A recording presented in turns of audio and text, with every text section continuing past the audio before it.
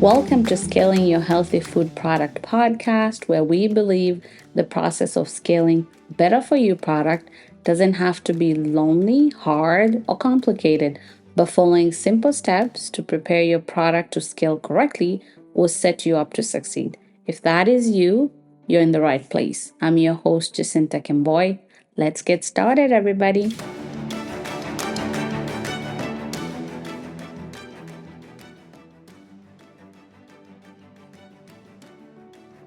More than ever, food entrepreneurs are dealing with higher prices when it comes to raw materials. The ingredients keep going up.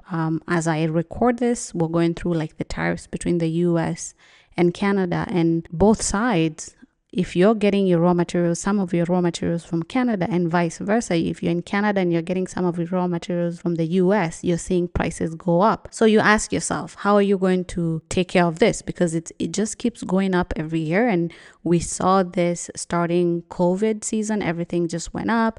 And in Canada, we had like the truckers striking and the prices went up and they've just never gone down. And you think about like your products that you set them up and you've been selling them if your product is existing. And this also goes for anyone who's working on their recipe right now and extending line or starting product. It's one of those things that you have to really think about, and you have to always be on the move of how you can improve your cost, because best case scenario, you started at 50% margin, but most companies start with like 30% margin, and when the prices go up, your margin keeps shrinking and shrinking unless you pass on some of those costs to your consumers, but you don't get to do that as often as the prices go up.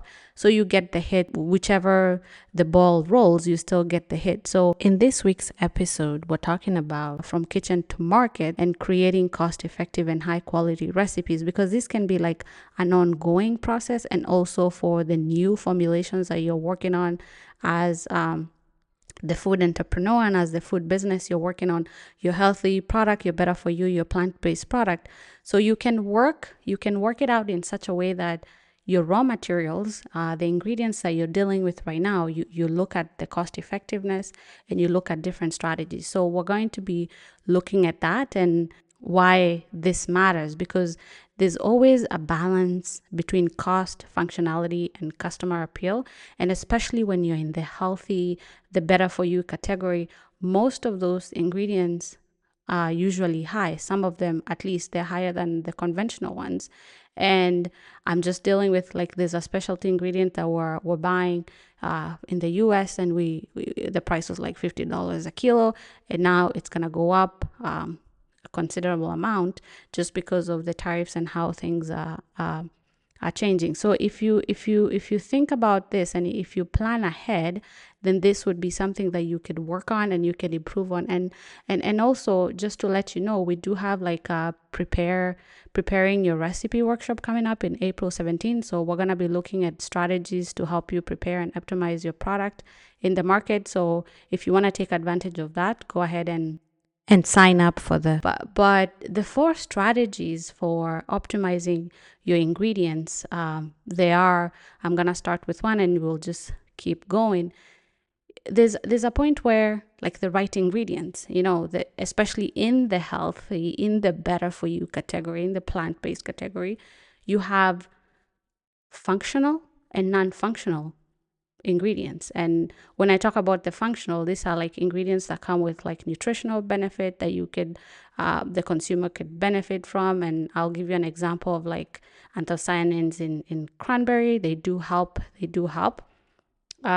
work as an antioxidant, for example, and also some of those compounds have been known to also reduce the blood sugar in your glucose in your stream. So those are some of the benefits that we're talking about. We're talking about, like, they say the cruciferous vegetables and even the fiber. So when you're looking at your ingredient, there's the functional ones, and there's just the ones that they're non-functional, but they also play a part in your recipe, for example, or in your product. So you do have those 4 strategies, and this is where you can optimize your ingredients in this case. And one of the ways that you can optimize your ingredients when it comes to like the right ingredients.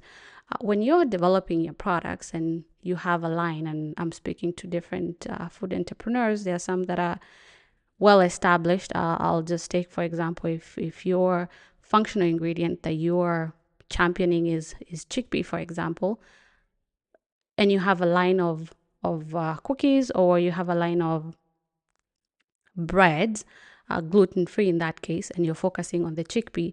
So chickpea would be your functional ingredient. So you look at all the good benefits that go with the chickpea, and then now you add, if it's a gluten free product, then you add other ingredients that would help, would support your product with the chickpea, and would support the functionality of your product.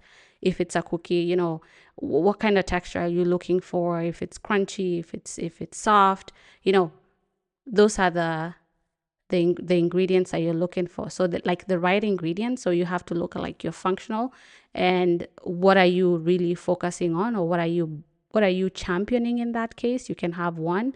Most cases, in some cases, you see like one or two functional ingredients. But this is where you ask yourself, like, what am I really looking for? If I'm going to add a functional, if I'm going to, let's say, chickpea, and I'll add like, you know, I'll just go off here, like blueberry, or, you know, then what are you really saying, or what are you really adding? You just look at which one is best for you and which one goes well with your brand, depending on what you're standing for, other than having like 3 or 4 that don't really help you or don't help your product.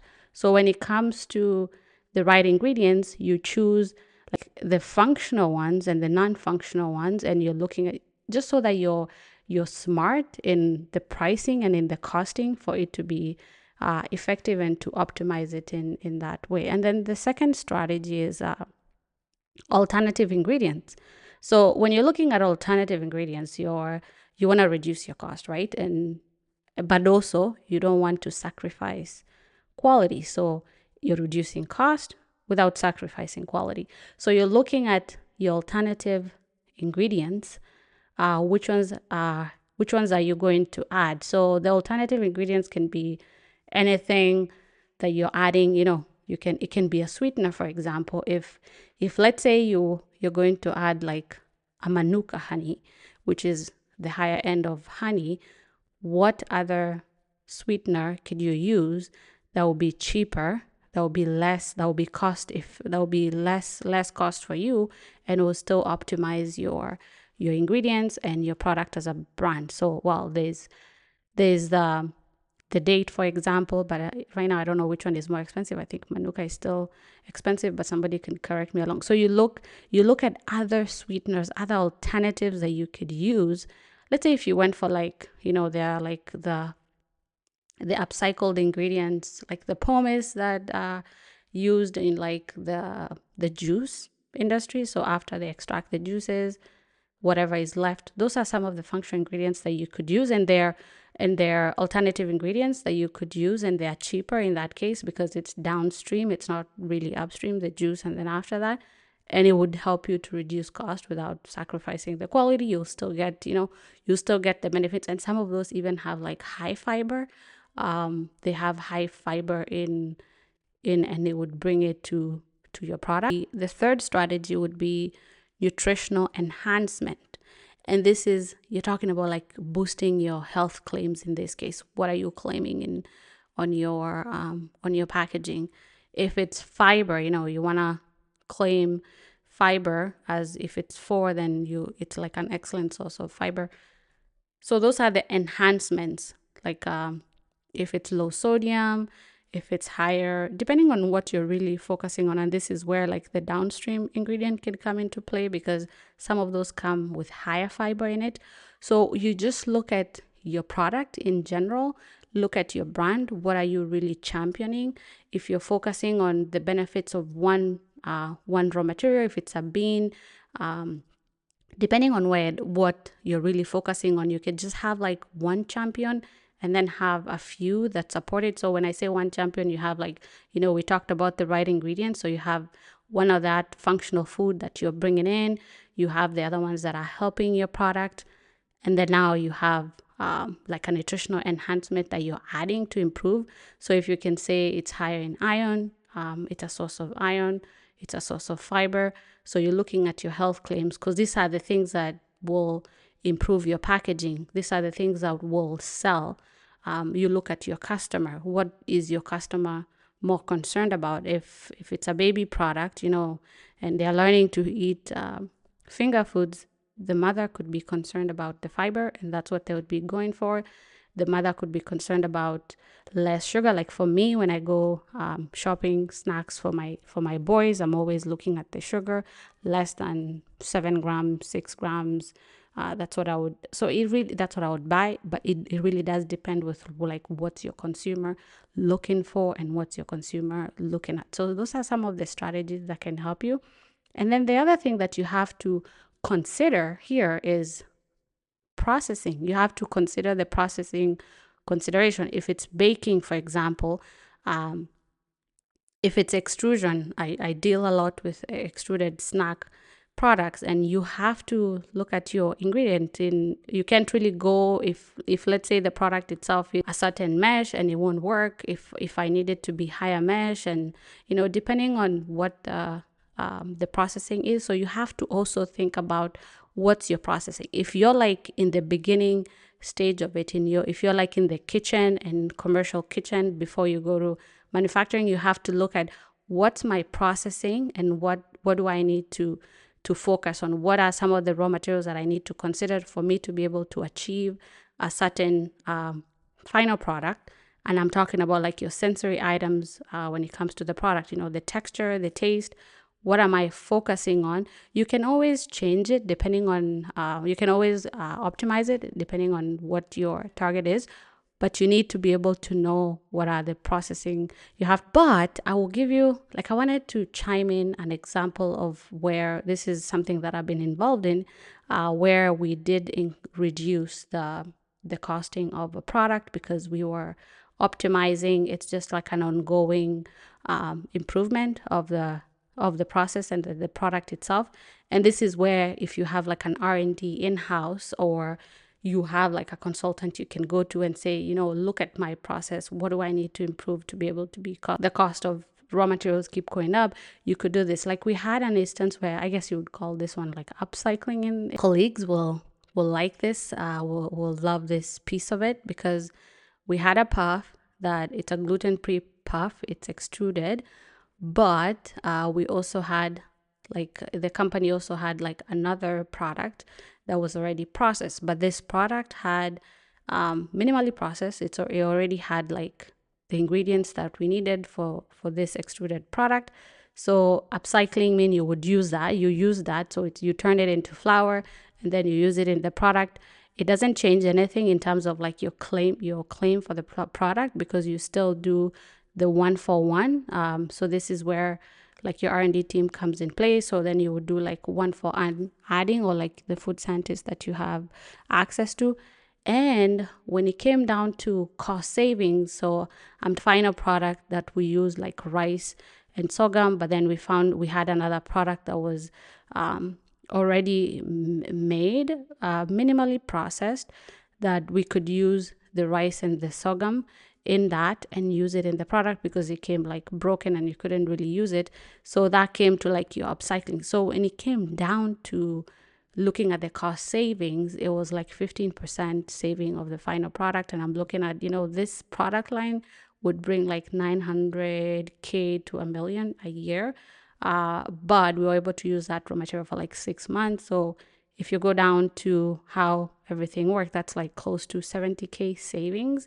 Imagine, this is why it's very important for you to look at optimizing your ingredients, because when you do, you can find the loopholes and you can find ways to optimize production. How can you reduce the waste that you have right now? It might just be a matter of looking at how things are weighed. What can you optimize that to be able to save? Because these are the times where we need to really be figuring out what's our input, what's our output, what can we do to get the input closer to the output. Of course, you're going to have losses, but how can you minimize those losses to be as low as possible on top of things? And that will be the goal for established businesses. But for the the newcomers, the ones that are just starting out, this is the best time to get it right from the get-go, or just have it in such a way that you're structuring your recipes and the products that you're creating in such a way that you'll be able to maintain it and to be able to work on being cost effective as you progress. There you go. So that's how you can optimize the ingredients. The 4 strategies are right ingredients, alternative ingredients, nutritional enhancement, and then process consideration when it comes to your ingredients and your raw materials. So if you want to learn more, upcoming preparing your recipe workshop is coming. This is perfect. This is where you perfect your recipe before taking it to market and for profit. And this is for basically all food entrepreneurs that are in the plant-based and better for you category. This could be anyone starting from you're starting from kitchen, now you're gonna go to commercial kitchen, and also the ones that are now scaling from commercial kitchen to co-manufacturers, or if you have your own manufacturing facility. This is where you could learn how to optimize your recipe, how to prepare it to market, and ways that you could use to save cost when it comes to your raw materials. So until next time, keep working on scaling your food business, your healthy product. Remember, I am cheering you on because my goal and my mission is to see more healthier products in the food aisle. So I will be looking out for your product as you work on it, as you improve it. Keep working on it. Keep scaling your food business.